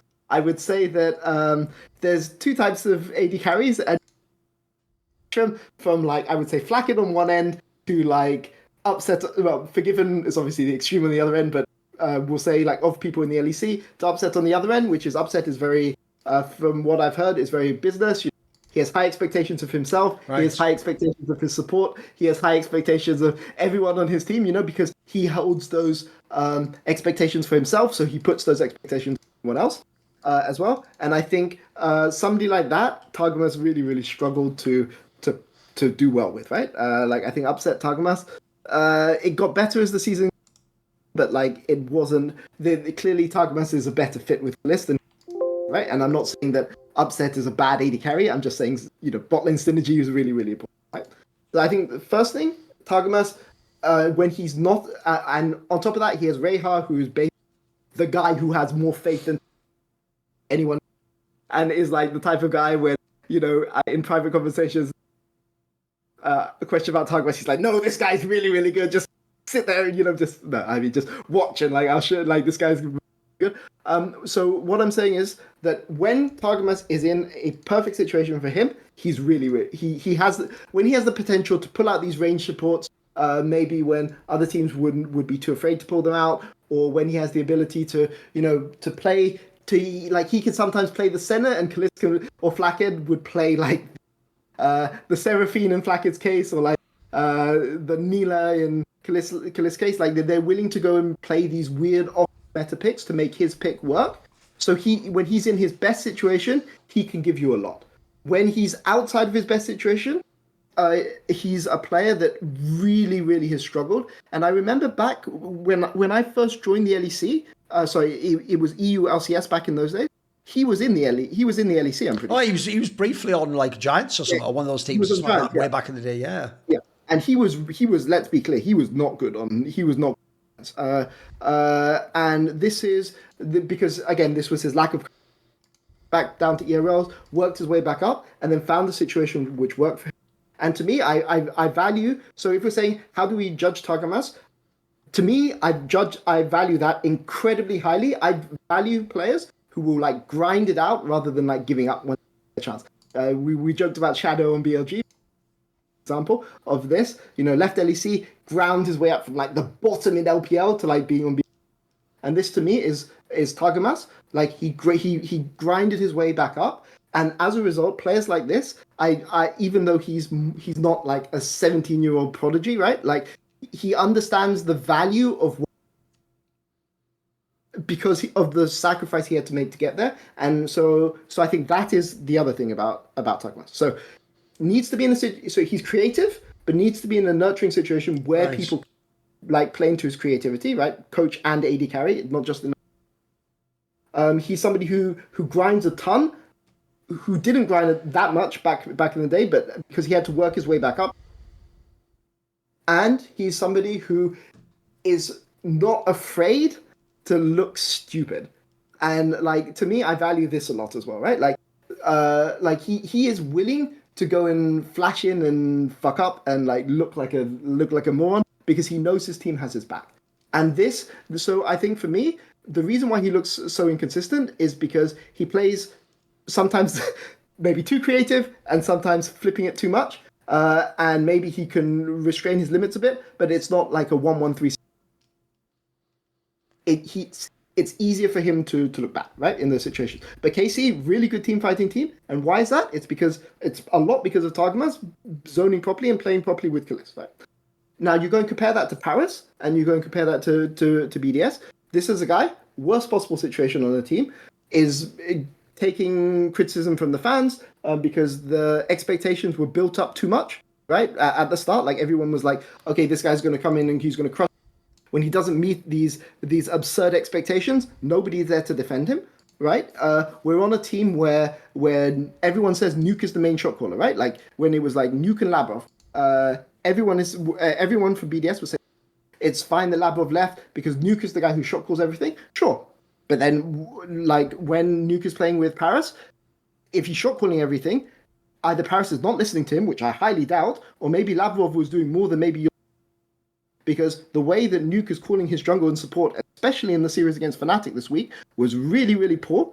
But if we're to believe what we're being told by the coaching staff, Nuke is the guy who's shot calling it all. He's the guy who's pulling all the strings behind the scenes. So we shouldn't blame Bukada in Paris, right? If he's on Talia getting ganked in the side lane by 3 supporter, like doing whatever, he's the one who's not calling for. So you have this situation now with Paris where he's on a team, got hyped to shit before he came in. Nobody like defends him now. It's everyone is like fighting for their own skin, right? They're not saying like give Paris time to develop and that kind of thing. He's always forced to pick for what the team needs. There's no option for him to pull out any of his creativity. Sometimes it looks like team doesn't trust him when he goes in, right? So he's not really in a situation where he can int safely and like know that other people on the team will have his back. And then this guy is somebody who we expect to develop, right? And to me, I think that the Targamas question is answered by this guy is a guy that is creative. He can int because his team has his back, and he can be the best version of him on this version of KC because of the environment around him, right? And this is the thing which he didn't have on previous iterations of KC. And this is something that when people are looking at KC, they shouldn't judge him on that Excel team, and they shouldn't judge him on that 10th place KC roster, because they should be judging him on being a player that is a product of his environment. Right. Okay? Whereas Paris, and again, is a player who, if he had the environment, he could be that good, right, but isn't going to get that environment, right? He's just not going to get it. And therefore it's going to really impact him in the long run. And I think that's the kind of my read on not about being bad. It's about him being the fit for what KC need from him as an org and Rehan needs from him as a coach, and doing that role to like the best of his ability. And I don't think he's as naturally talented as Mickey or Alvaro, right, but he can definitely outperform them within the context of KC versus Koi or KC versus G2. And I think that's what he does. He does the dirty work, and he fills the role that KC needs from him. And I think that is worth a lot. Well, speaking of creating the right environment to be conducive to a good performance and equipping people to be able to perform, I will make sure next episode someone contacts Peter. We will try and fix his mic, and you will join us and see if we manage to on the next episode of the Best Damn League show.